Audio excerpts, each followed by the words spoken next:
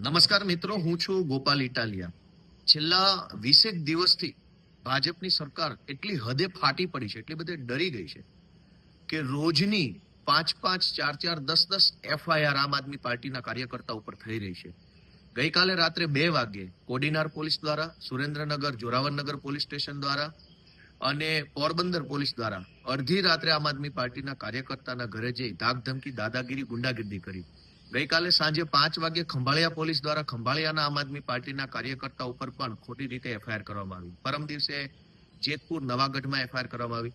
આખા ગુજરાતમાં એફઆઈઆર થઈ ગઈ છે, કેમ કે ભાજપ સરકારના એકદમ કહેવાય છે કે ડર લાગી ગયો છે.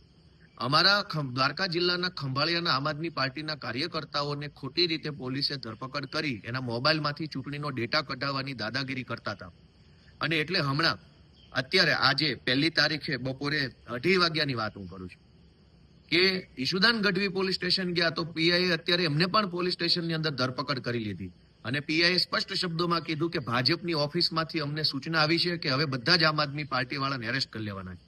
દાદાગીરી, ગુંડાગીર્દીની હદ વટાવી ગયા છે બીજેપી વાળા. ઈશુદાન ગઢવીને અત્યારે દેવભૂમિ દ્વારકા જિલ્લાના ખંભાળિયા પોલીસ સ્ટેશનના અધિકારીઓએ એરેસ્ટ કરી લીધા છે અને બેસાડી દીધા છે અને દાદાગીરી કરે છે પોલીસ કે અમને ઉપરથી ભાજપમાંથી સ્પષ્ટ આદેશ છે કે આખી ચૂંટણીની અંદર ભાજપ આમ આદમી પાર્ટીના બધા લોકોને એરેસ્ટ કરવાના છે. આ દાદાગીરીની સામે અમારી લડાઈ છે. હું ગુજરાતની જનતાને જાગૃત કરવાની વિનંતી કરું છું કે ચૂંટણી આવી રહી છે, હવે આ ગુંડાઓ, લફંગાઓ, અંગ્રેજોની ઓલાદોને રજા આપવાનો સમય આવી ગયો છે. અને ઈશુદાનભાઈ ગઢવીને ખંભાળિયા પોલીસે અત્યારે એરેસ્ટ કર્યા છે. જે કોઈ પણ મિત્રો ત્યાં પહોંચી શકે એમ હોય તે પહોંચે. જય જય ગરવી ગુજરાત.